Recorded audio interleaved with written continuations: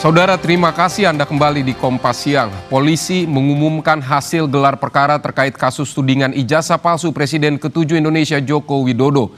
Ada 8 orang ditetapkan sebagai tersangka. Kasus tudingan ijazah palsu Presiden ke-7 Indonesia Joko Widodo, polisi tetapkan 8 orang sebagai tersangka. Sebelumnya, Joko Widodo telah melaporkan dugaan fitnah terkait dirinya ke Polda Metro Jaya dengan jeratan pasal 310 dan 311 KUHP, pasal 27A, Junto 32 serta pasal 35 Undang-Undang tentang Informasi dan Transaksi Elektronik atau UU ITE. Berdasarkan hasil penyidikan, kami menetapkan 8 orang sebagai tersangka yang kami bagi dalam 2 klaster. Antara lain 5 tersangka dari klaster pertama yang terdiri atas nama ES, KTR, MRF, RE, dan DHL. Untuk tersangka dari klaster ini dikenakan pasal 310 dan atau pasal 311 dan atau pasal 160 KUHP dan atau pasal 27A junto pasal 45 ayat 4 dan atau pasal 28 ayat 2 junto pasal 45A ayat 2 Undang-Undang ITE.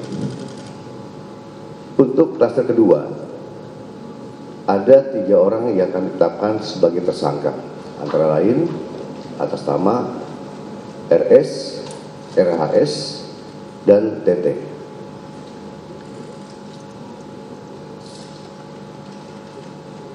Tersangka pada klaster 2 dikenakan pasal 310 dan atau pasal 311 KUHP dan atau pasal 32 ayat 1 junto pasal 48 ayat 1 dan atau pasal 35 junto pasal 51 ayat 1 dan atau pasal 27A junto pasal 45 ayat 4 dan atau pasal 28 ayat 2 junto pasal 45A ayat 2 Undang-Undang ITE.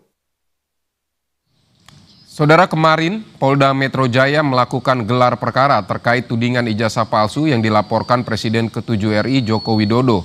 Polda Metro Jaya telah menggelar asesmen yang dihadiri sejumlah pejabat Polri, ahli hukum dan pidana, Kompolnas, Inspektorat Pengawasan Umum, dan Divisi Profesi Pengamanan Polri. Dan asesmen ini merupakan langkah dan upaya penyidik untuk memperjelas status hukum dalam kasus tudingan ijazah Jokowi yang telah naik ke tingkat penyidikan. Namun hingga saat ini belum ada pihak terlapor dalam kasus ini, diantaranya mantan Menpora Roy Suryo, Dr. T. Fauziah, dan ahli digital forensik Rismon Sianipar. Kepada prosedur yang harus dilakukan, berpegang kepada scientific criminal investigation, dan karena ini berkenaan dengan keaslian dan tidak keaslian, maka pembuktiannya harus bersifat kriminal CCI ya. Polda Metro Jaya juga sebelumnya telah meningkatkan status kasus tudingan ijazah palsu Jokowi ke tahap penyidikan pada Juli 2025 lalu. Ada 6 laporan yang masuk ke polisi, termasuk laporan yang dibuat Presiden ke-7 RI Joko Widodo. 5 laporan polisi lainnya adalah hasil pelimpahan perkara dari Polres ke Polda Metro Jaya. Adapun nama terlapor diantaranya Egy Sujana, Rustam Effendi, Damai Hari Lubis, Roy Suryo, T. Fauziah Tiasuma, dan Abraham Samad. Barang bukti yang diserahkan Jokowi mencakup 1 flash disk berisi 24 tautan video YouTube dan tangkapan konten media sosial. Jokowi menjerat terlapor dengan sejumlah pasal terkait Undang-Undang Informasi dan Transaksi Elektronik.